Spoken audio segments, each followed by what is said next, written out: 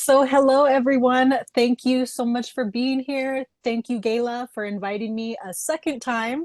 My name is Dayva Ricci. I'm a certified emotion code practitioner, and I have a unique ability to identify and release old negative emotions for you so that you can live your best life.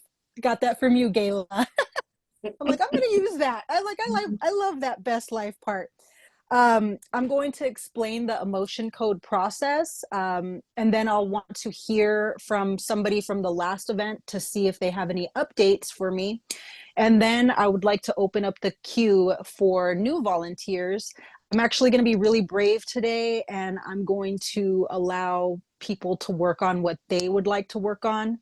Um, so, so first, I would like to give praise to Dr. Bradley, author of the Emotion Code and the creator and developer of the Emotion Code process and the Emotion Code chart, which I will be discussing in a bit.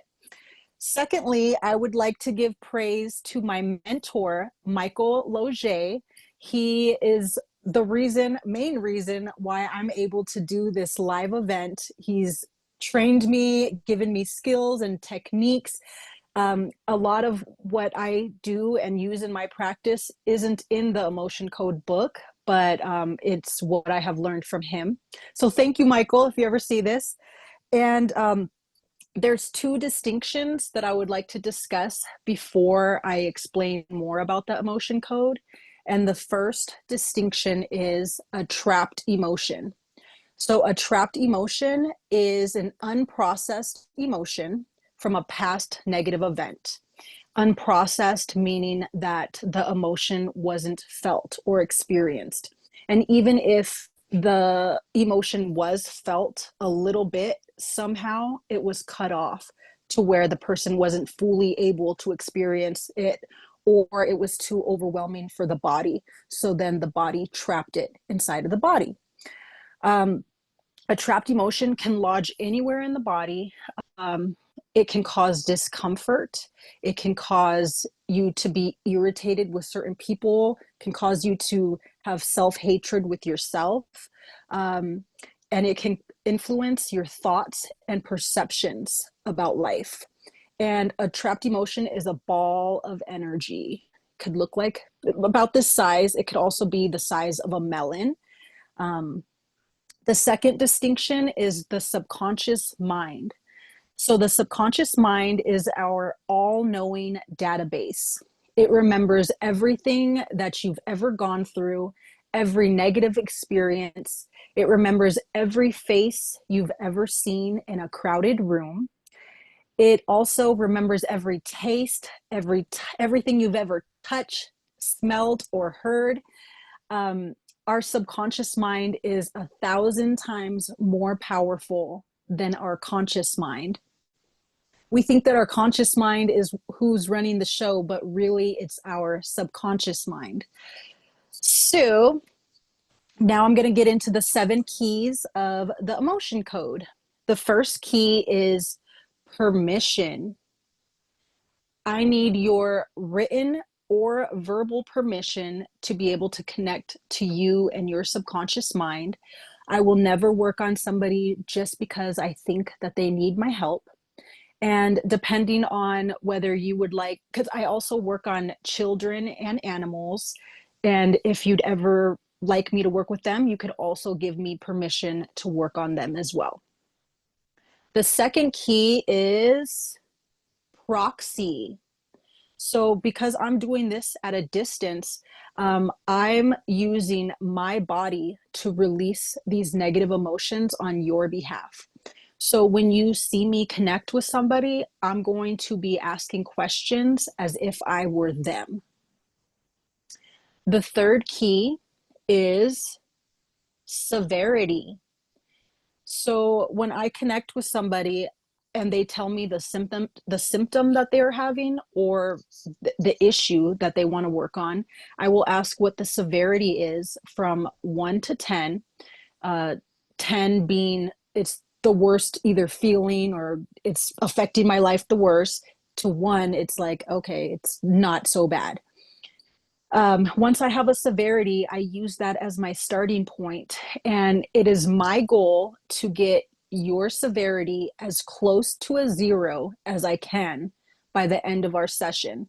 But that's also why it's very important to have at least 2 sessions with me, because in the first session, in the second session, things are going to come up that weren't ready to be released in the first session. So I like to go back in and I like to give a little tune up and lower it as close as I can to a zero, the severity, I mean. The fourth key is the emotion code chart.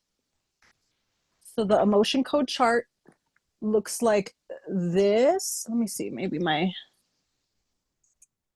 it looks like this. There are 6 rows, 2 columns with 5 emotions in each box, with a total of 60 negative emotions. So this is the chart that I use to see which emotions are trapped into your body. The fifth key is muscle testing. So muscle testing is a technique used to communicate with the subconscious mind. I use the ring in ring method. There's many ways to muscle test. That's just my preferred one to use. While I'm muscle testing and connected to somebody's subconscious mind, I'm not guessing anything. Their subconscious mind and my muscle testing is bringing me to the exact emotion, and then that's how I release it. Now, sometimes the subconscious mind will want to know more, such as the age that you were when the negative emotion became trapped. And in that case, I will muscle test to find what age that you were. And to release the emotion is with key number 6, I use a magnet. So you can use a refrigerator magnet. That's how I started off for like a year and a half. Now I use a magnet that looks like this, and I wave it back and forth in front of my face. I know a lot of you have read the book or are reading the book. So in the book, it teaches to swipe this way. There's different ways that you can, use the magnet and swipe. You just figure out which way works best for you. But ultimately, it could be from this area all the way back. So I like to just swipe like this. And let's see. So got the magnet, and the 7th key is a hydrated practitioner. So the fuel that I use is water.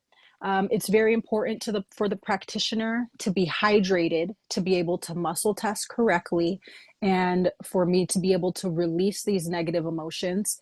And water will also be great fuel to you as well, to help you, especially if you volunteer today. Drinking the water will help you flush out the negative leftovers from me releasing emotions from you. And that is the 7 keys.